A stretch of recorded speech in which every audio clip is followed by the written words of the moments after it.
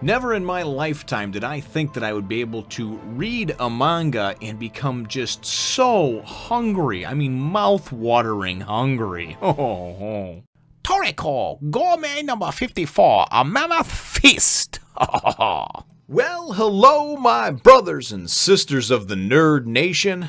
I, as always, am Jim, here to bring you another review on the mouth-wateringly appetizing tale of Toriko.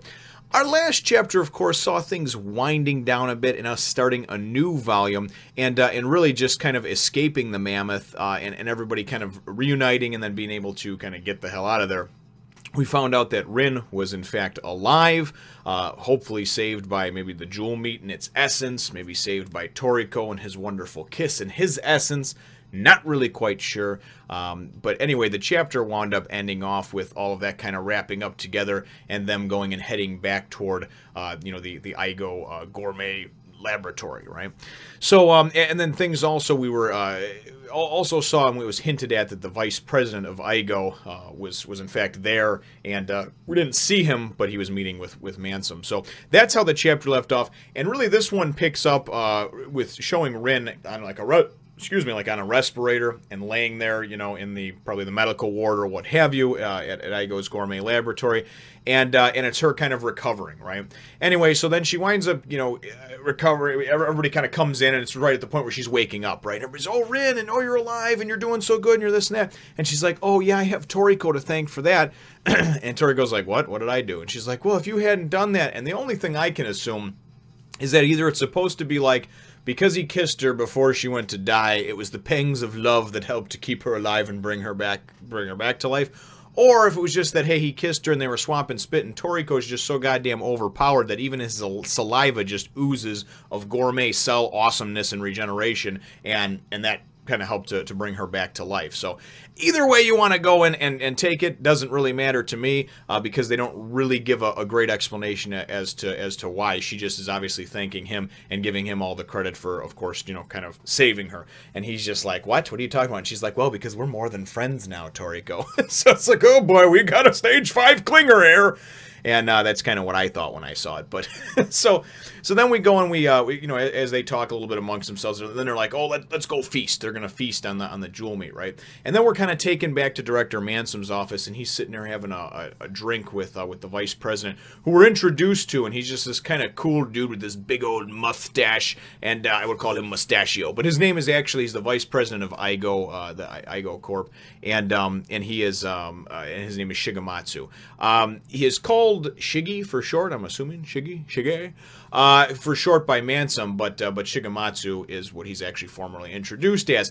And they kind of having a little bit of a conversation between the two, and Mansom's like, so why didn't you go and lift the bars on Zebra, you know? We wanted to get him in here, you know? And he's like, listen, we can't go and just release an inmate every time, you know, he committed a crime. We can't just, or whatever, he's in jail for a reason. We can't just release people just because Mama comes calling, you know? Mama needs help at home. And he's like, well, yeah, we could have really used him on the Mammoth, you know, mission and this and that.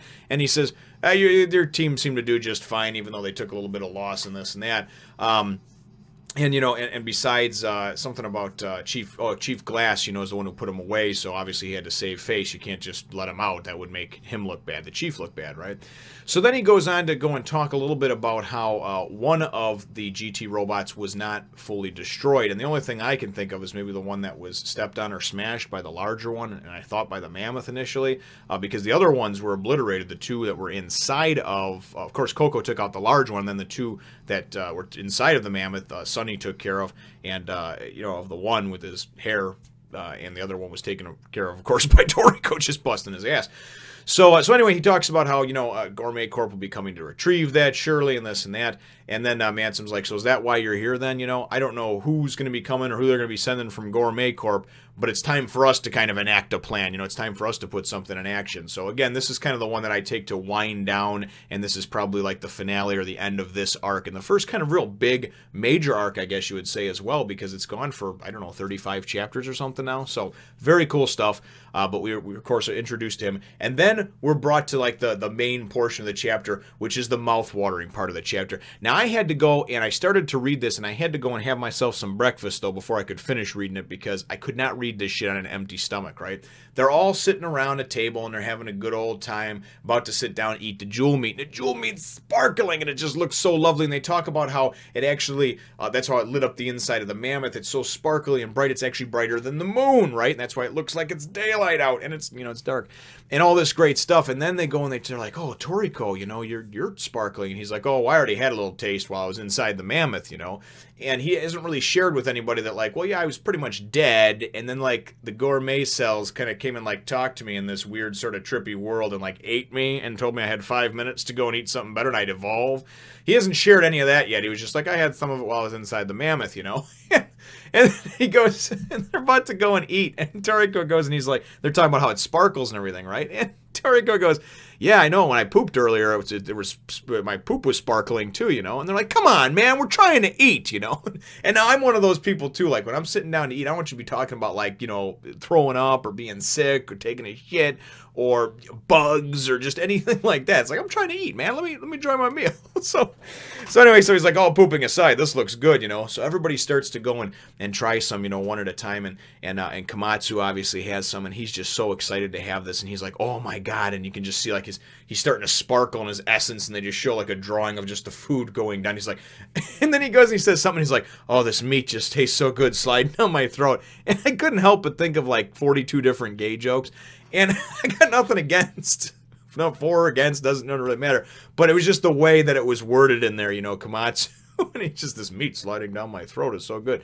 But anyway, I'll leave you to come up with your own jokes on that one. So, but again, just the description of it is wonderful, And then it goes on to show Coco, of course, and everybody has their own thing. It tastes like this and it tastes like that. And Rin, to her, it tastes like ribs, and Coco's like, even the fat is great and breaks down wonderful. And Shigematsu's talking about it tastes like heart, but it tastes like liver, And so all the different flavors obviously coming together, and really it's just about 8 or 10 pages of mouth-watering goodness, because Shigematsu is like looking at, he's like, whoa, I'm sparkling, Of course, he's so excited to be able to try the jewel meat, because Shigematsu is one of those guys that, he's kind of like, he's hanging out with the rock stars, you know what I mean? He honestly is. He's hanging out with the rock stars, and he's getting to try all these different dishes and ingredients and things like that he never, ever in his lifetime could have even dreamed of had he not put his life on the line continually to go out on these missions with Toriko, So for me, it's kind of like, it's like that regular guy that gets invited to go and like, hang out with some kind of celebrity or whatever for a week and just, live like they live.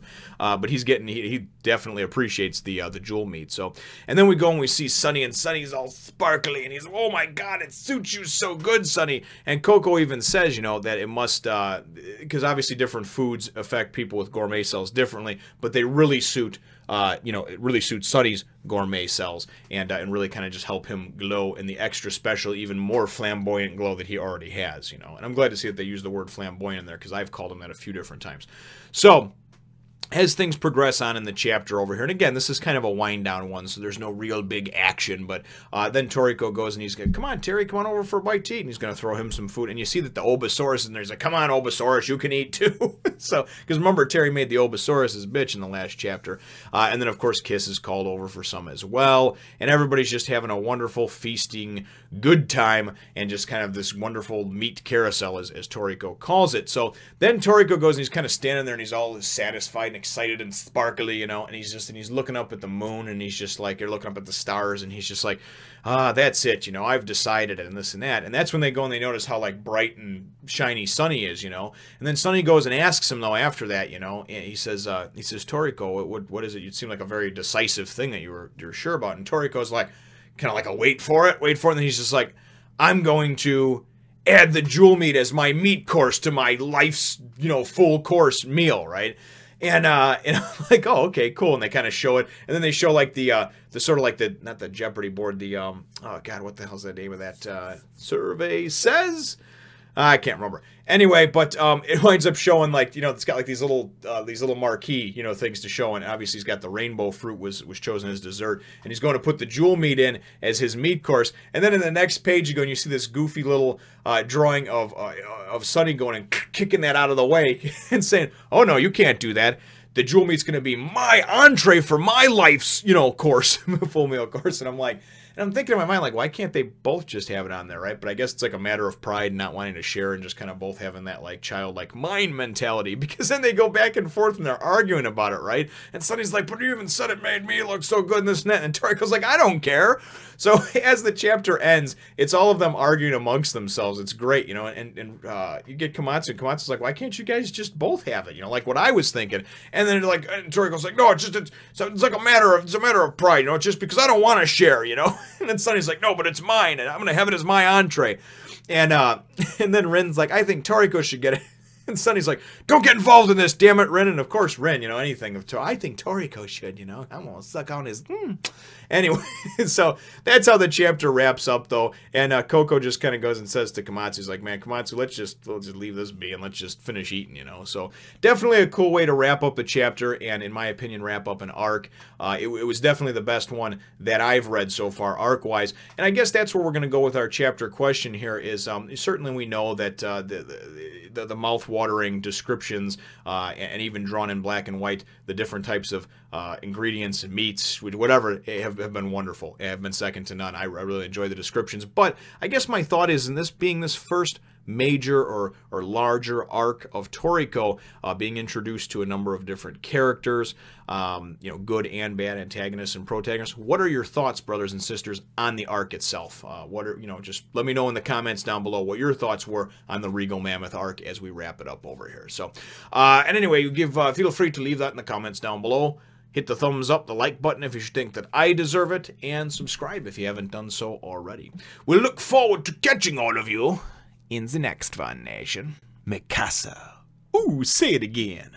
Mikasa. Go on over and check out my Facebook and Instagram page for more.